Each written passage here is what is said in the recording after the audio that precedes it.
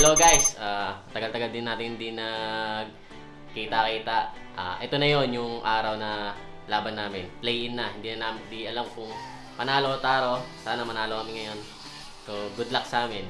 Pag nanalo kami dito, mag-a-advance kami sa second round. After ng second round, ayun na yung mag-decision. Sabi ko makakapasok kami ng playoffs. Pag natalo naman kami, goodbye. Bawi next season. Yun guys, play-ins na namin ngayon. Kalaban namin yung KNN Esports. Good luck sa amin parehas. Sana manalo kami. Good luck sa amin.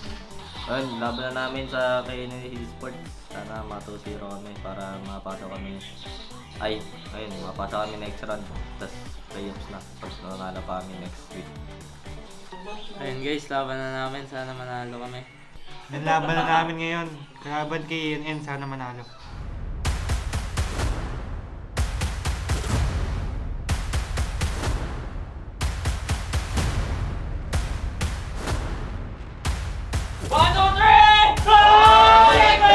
Pero si Nicolette gagawa pa ng play. Ayaw mo pendant. Kaso nga lang hindi pa ganun kasakit ang damage. Windel, papunta na sa kabilang base. And that is gonna be a mega kill as well.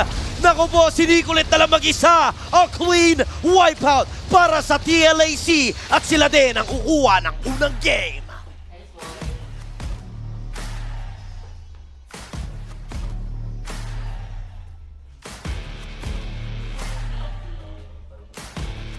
So, ayun guys, nakuha namin yung game 1. Sana makuha rin namin yung game 2 para move forward namin sa second round.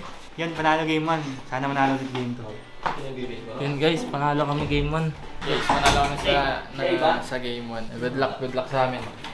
Sana manalo kami.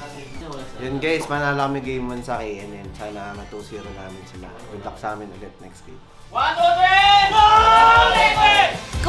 lang talaga may mga pick up. Tama ka doon. Okay?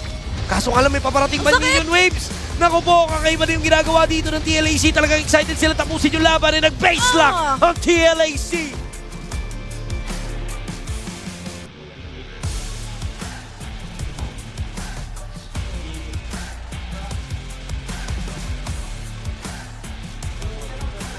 So, ayun guys, nakuha namin yung panalo against KN. Next week na ulit, second round. Hindi kami magpapakapate kasi gawa ng naglagang pa din yun. Good luck sa amin guys. Panalo kami ngayon. Next round na. Yun guys, panalo kami. Abangan nyo kami next week. Mas gagalingan pa namin. Tapos mas paghahandaan pa namin yung laban namin next week para mapasok kami sa last match namin para sa playoffs. Guys, panalo kami. Kita sa next week. Manonood kami kung sino yung kalaban namin. Yun guys, panalo kami ngayon sa round 1 ng play-ins. Sana manalo kami sa next round. Good luck sa amin. Yun guys, panalo kami. Laban na din namin next week.